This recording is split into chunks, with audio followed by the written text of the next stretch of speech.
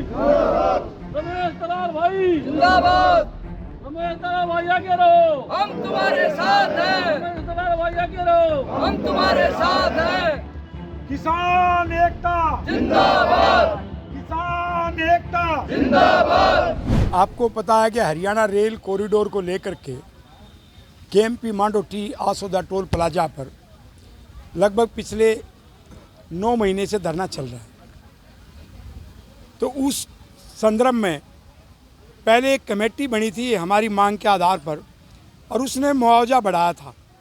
हमारे झज्जर ज़िले में 17 गांव हैं, तो जो मुआवजा बढ़ा था वो आर्बिट्रेशन के माध्यम से मिलना था।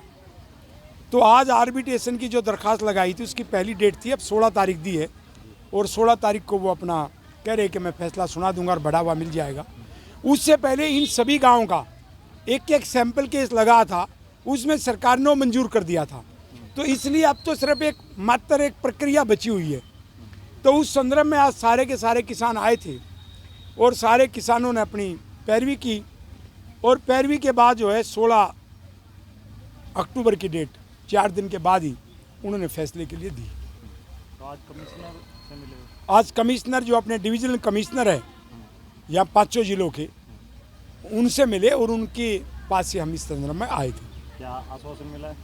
हाँ, उन्होंने कहा मैं 16 तारीख को जो आपका बढ़ा हुआ उसको हम देंगे। तो आश्वस्त हो? वो तो पहले दे चुके ना, वो एक एक गांव के हिसाब से सैंपल के दे चुके, लेकिन हम आश्वासन की बात नहीं है, संतुष्ट नहीं है। संतुष्ट इसलिए नहीं कि हमारा मुआवजा तो 10 करोड़ है और ये मिला, जैसे किसी गांव का उदाहरण दे दे, मांडोटिया दे दे 1 करोड़ 75 लाख, आसो देगा 1 करोड़ 54 लाख, डाबो देगा 1 करोड़ 12 लाख, बुपणिया का 1 करोड़ 18 लाख। तो इस प्रकार से जो मुआवजा है उस मुआवजे से हम संतुष्ट नहीं हैं। 17 के 17 गांव, यानी इधर मुंडा खेड़ा, दरियापुर, बादली, ये होते हुए लास्ट गांव नीलोठी चला गया हमारे ज़िले का, 10 करोड़ रुपए प्रति एकड़ से नीचे कहीं का नहीं होना चाहिए।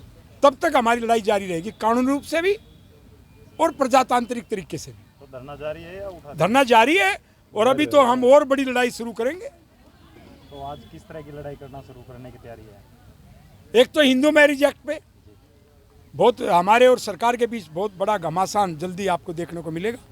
Hindu marriage act, Hindu marriage act में गांव के गांव में बच्चे शादी कर रहे हैं, हमारी संस्कृति को बिगाड़ा जा रहा है, सरकार सो रही है।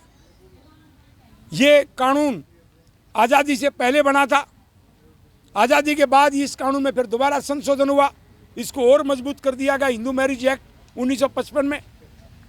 और उस समय हमारे जो माननीय भूपेंद्र हुड्डा जी के पिताजी थे, रणबीर हुड्डा जी, वो उस संसद के सदस्य थे, सांसद थे। तो सभी पार्टियों ने, मैं एक किसी व्यक्ति की बात नहीं कर रहा हूँ, सभी पार्टियों ने इस पर कभी लोगों का साथ नहीं दिया। यानी कि ये पहले दिन से बीमारी हिंदू मैरिज एक्ट की डाल रखी है। जब कानून में आपने प्रावधान कर दिया कि आपस में वो शादी कर सकते हैं तो बच्चे तो करेंगे ही, बच्चे तो नादान होते हैं। जिस दिन कानून में ये आ गया गांव के गांव में गोद के गोद में शादी नहीं होगी, साथ लगते हुए गांव में शादी नहीं होगी, तो बच्चे नहीं करेंगे। आप उनको मान्यता देंगे कानून से तो बच्चे करेंगे गलती। तो हमारे बच्चों का कसूर नहीं है, हमारी खाप पंचायतों को सोचना चाहिए, नेताओं को सोचना चाहिए।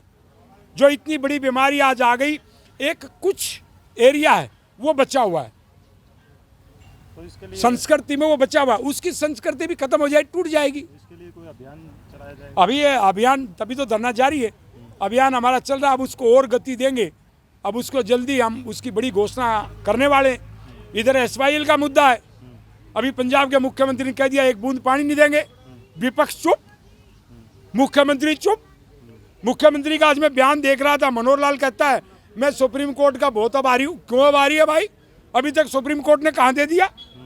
सुप्रीम कोर्ट ने तो ये कहा अपनी सहमति बनाओ, सरकार भी वार्ता करे। तो सुप्रीम कोर्ट ने तो पहले ही फैसले सुना दिए, लागू कहाँ करवाया?